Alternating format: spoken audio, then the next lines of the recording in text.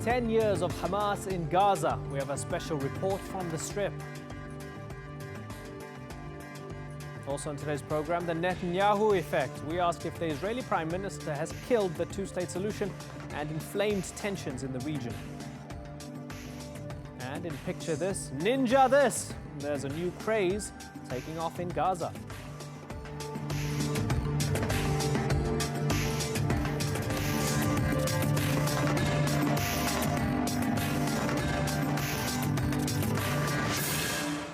Hello and welcome to the Newsmakers with me, Imran Garza. 10 years ago, Hamas swept to victory in the Palestinian legislative elections. In June 2007, following the so-called six-day war with Fatah, Hamas took control of Gaza. But the conflict claimed the lives of more than 160 Palestinians and would create a lasting rift between the two factions. A decade of failed reconciliation efforts followed and continue to this day. 10 years after they first came to power in Gaza, Hamas remains in control of the territory. But the economy is in crisis and the group is running out of allies in the Middle East. Today's newsmaker is Hamas, as we ask if the group is losing its grip on Gaza.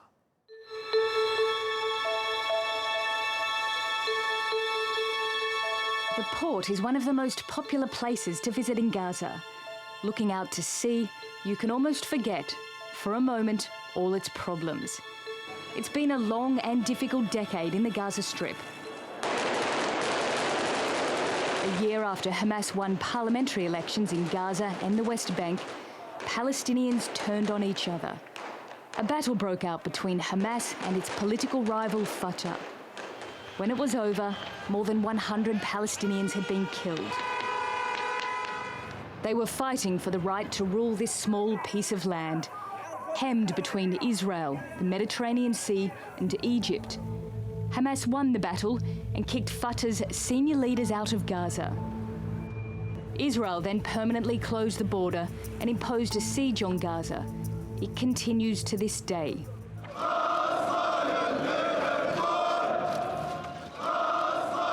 Hamas is firmly entrenched in Gaza. It's established its own loyal police force. Hamas trains and equips 8,200 police across Gaza to keep it under control. The problem is, though, for the last 2 years, it hasn't had enough money to pay them their full salaries. In fact, Hamas's financial situation has become so bad, all of its 40,000 government employees are owed money. Our police are strong and believe in Palestine, so the salary will not stop us. Some haven't been paid for a long time. And this is a big problem for Hamas. In the last few years, it's lost support from Syria, Iran and Egypt. There is no secret that Hamas is facing a very difficult political isolation. Its ties with Egypt has disconnected for about 2.5 years now since Morsi was ousted. It is one of the lowest points in Hamas political relations and Hamas diplomacy with the outside countries.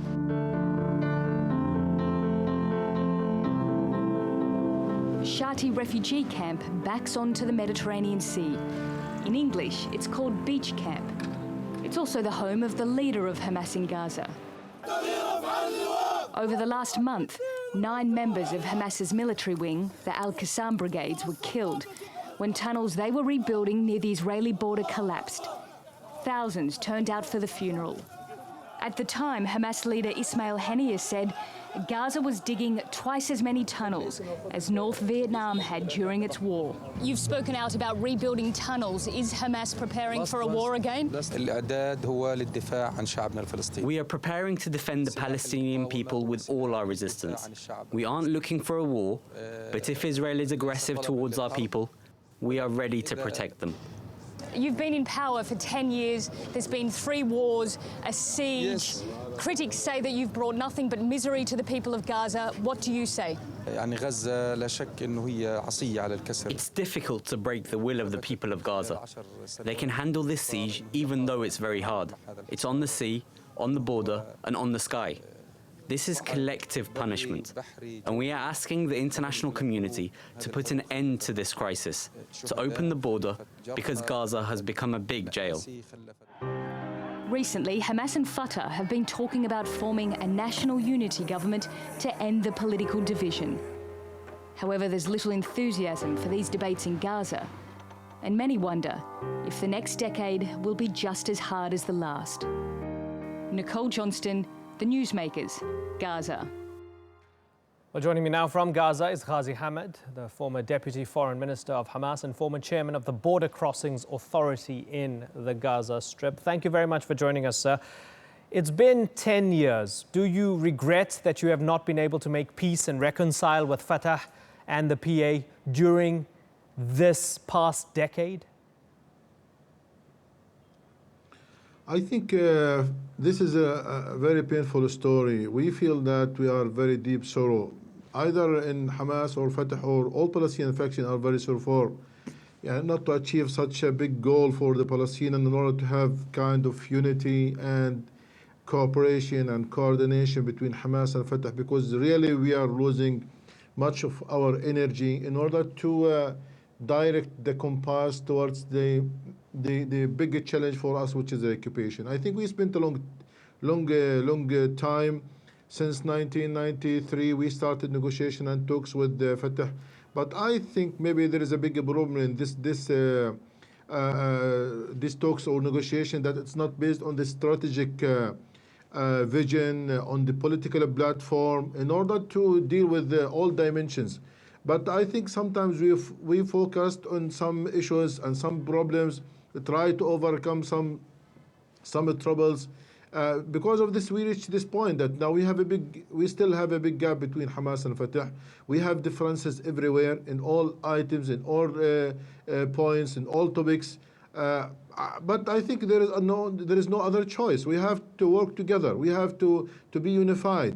Not only Hamas and Fatah, with all Palestinian factions, because we cannot challenge Israel. We cannot achieve our national goals. We cannot stop the projects of the occupation in our territories without being united, without being unified.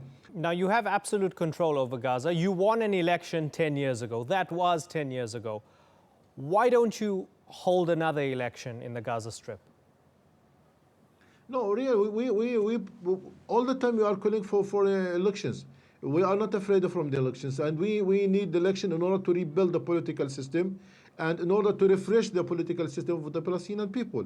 Well, and I think in the first agreements of the reconciliation in Cairo in 2011, we agreed in order to run elections after forming the unity government. And also in the Shati, what's called the Shati camp agreements, we reconfirmed that we accept the elections again. And now in our talks with brother Fatah, now in Doha, we again assured that we are interested to have elections either inside the Palestinian territories or outside. Yeah, now it is reported that unemployment is now at 45% in the Gaza Strip. 80% of residents rely on foreign aid. Now, yes, there is a blockade. Yes, there is a siege of the Gaza Strip, granted, but you do get aid from allies and sympathetic countries. Why haven't you, as the ruling authority, been able to make life less miserable for the 1.8 million Palestinian residents of Gaza? Look, this is our priority. We want to ease the life of people here. I think we are trying all the time. We are working hard, but sometimes I know that the first or the biggest challenge, the biggest challenge for us is the division. Because of this, we want to form a unity government in order to responsible for the West Bank and Gaza. We need from the international community to exert more pressure on Israel in order to lift the siege and the embargo in Gaza, in order to allow for the gates to be opened for the export and import and for the movement of people and for the access of people. But really, there is no enough pressure from the international community in Israel to do that. So I think in Gaza we are suffering. And you should not also forget in the West Bank, people are, maybe in Gaza we are suffering from siege, blockade, embargo, but in the West Bank, people are suffering from settlements, from confiscation of lands, from checkpoints, from sanctions, from different kinds of torture against the Palestinians. So I think we are, as I said, we are in need in order to unify the political system in order to recruit all the Palestinian people, all Palestinian factions for one goal, is to put in for the occupation and to ease the life of the Palestinian people in the Palestinian territories. Ghazi Hamad, thank you very much for your time. Good to talk to you.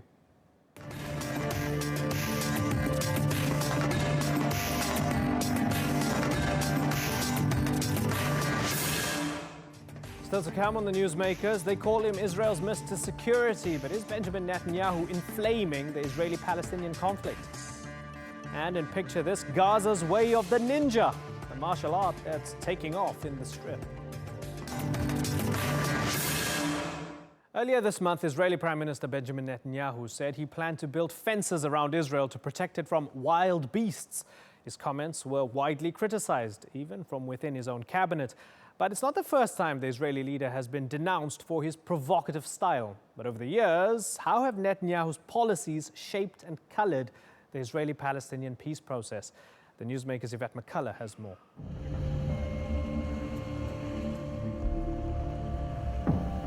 Another barrier goes up in the Holy Land.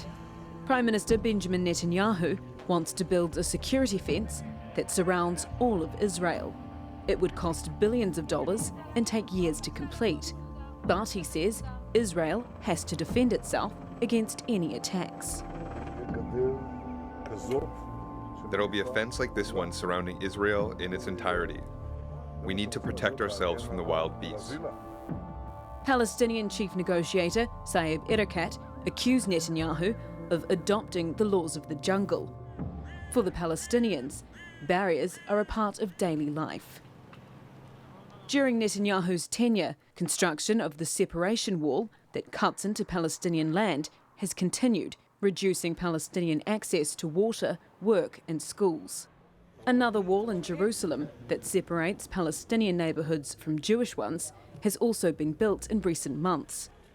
Israel says it's a temporary measure, but there are fears it will cement the city's divisions once and for all.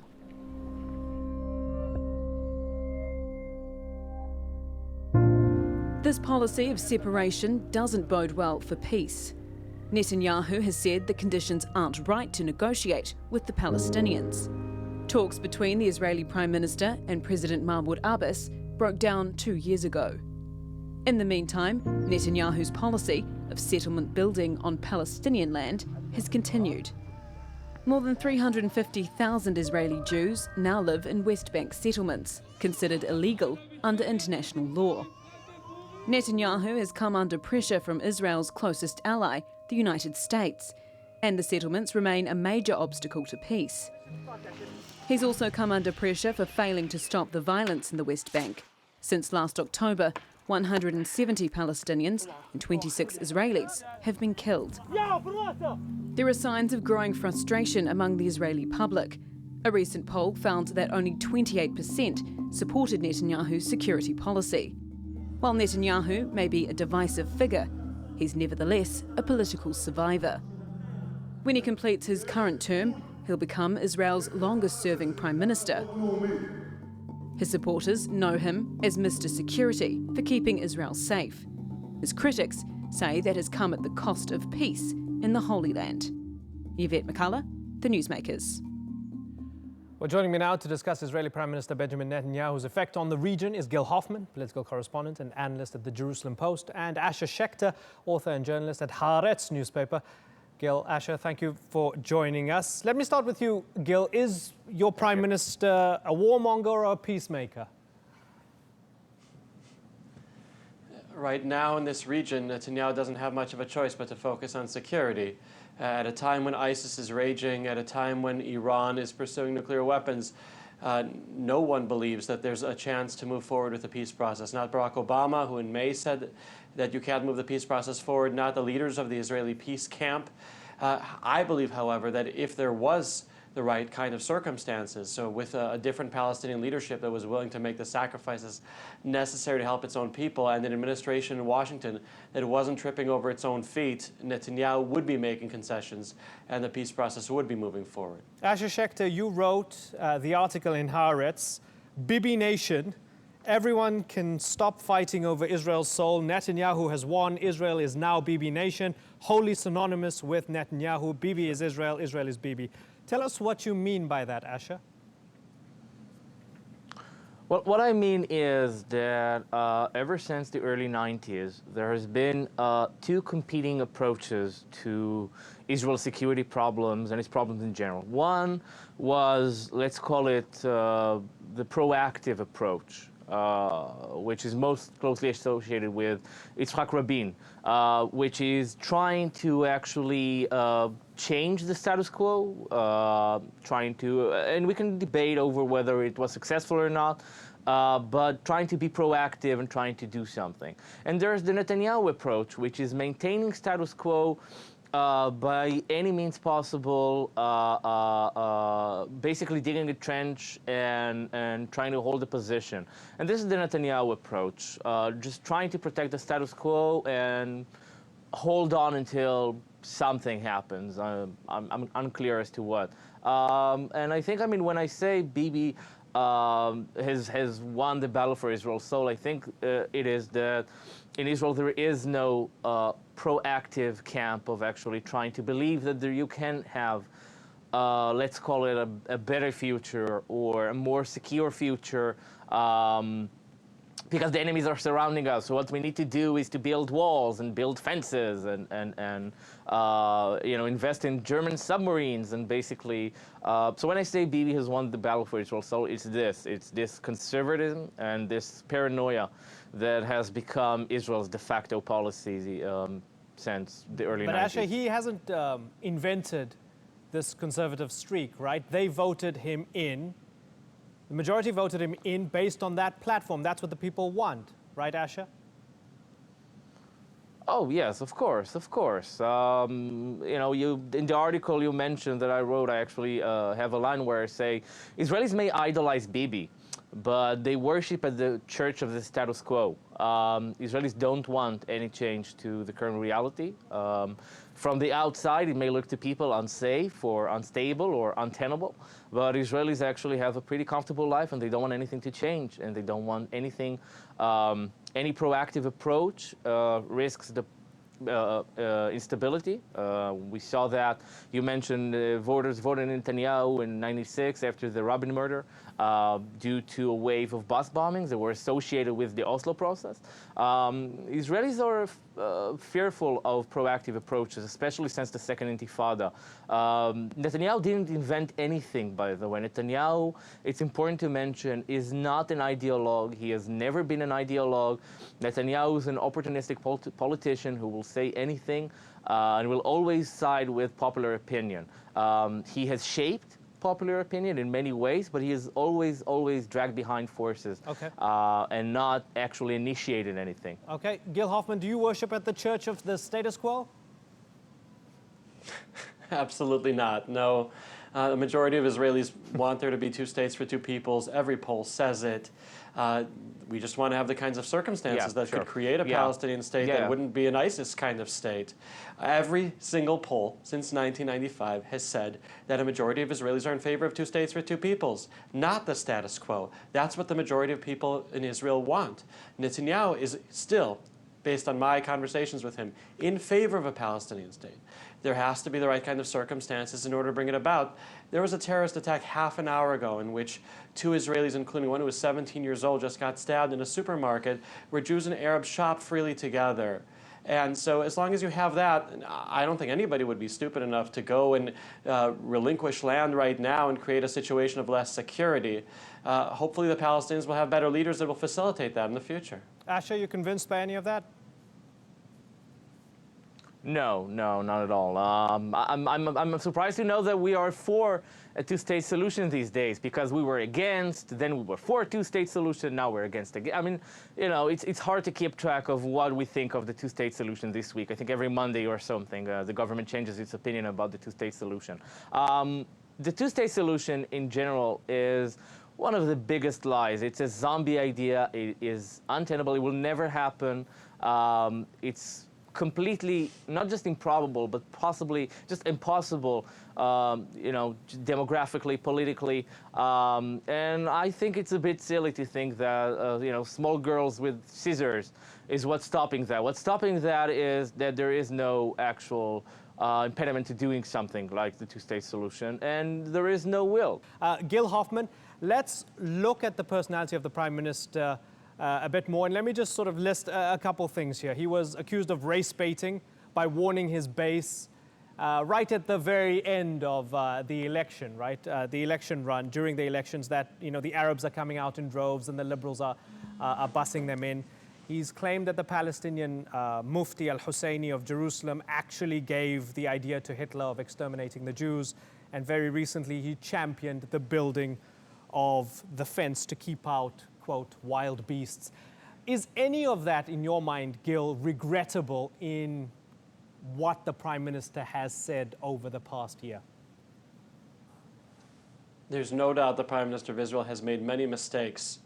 And the first two that you said were things that can be called mistakes. The third one, the wild beasts, he was talking about ISIS. And I don't think anyone's going to disagree with the fact that people who chop heads off people, go around and rape and pillage, need to be kept out of our country. I'm sure that they don't want that in the countries that are watching this as well. Netanyahu has a very different image in Israel than he has in the rest of the world. He has an image around the world as being a tough guy, as being very right-wing. In Israel, he has an image of being someone who zigzags politically. On that, that was the one thing that Asher said that I agree with. That he's not an ideologue, he's not consistent, he is a populist, he'll go with what the people want, he takes a lot of polls, and that is why I do believe that there can be a peace process again in the future in which Netanyahu will make concessions, when there'll be an environment that will facilitate that. When you have rockets being fired at Tel Aviv, it's just not going to happen. The reason why there's no peace process right now is because Israel has been under attack, not because of Netanyahu and what his personality is. Asher? While rockets on Tel Aviv, I haven't seen any rockets on Tel Aviv in the past 2 years or so. Since the summer of 2014, there was no rocket over Tel Aviv. I don't know, I mean, you know, okay, so to me the whole fence thing is good for a laugh, but it's not really serious in terms of as far as ideas go. It is Netanyahu's version, as far as I'm concerned, of Donald Trump's big wall. We're going to build a big wall, and we'll make the Palestinians pay for it. I mean, it sounds silly. It is silly. There's no ISIS on the fences, and, you know, I mean, it's a very silly idea, but it is very reflective, I think, of this sort of paranoia and isolationism that Netanyahu has perpetuated, I think. And that's the main legacy of Netanyahu, paranoia and isolationism. And you can see that in the political discussion, the political discourse in Israel, where you have the so-called left, when you have Labor or Zionist Union leader Isaac Herzog advocating also, saying, and I'm quoting verbatim here, we will build a big wall.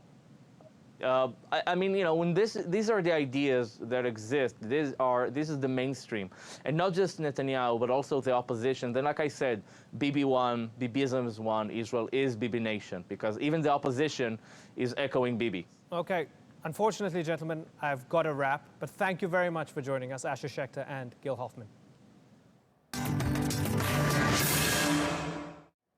In today's Picture This, there's a new craze among the youth of Gaza, which is challenging perceptions of the territory.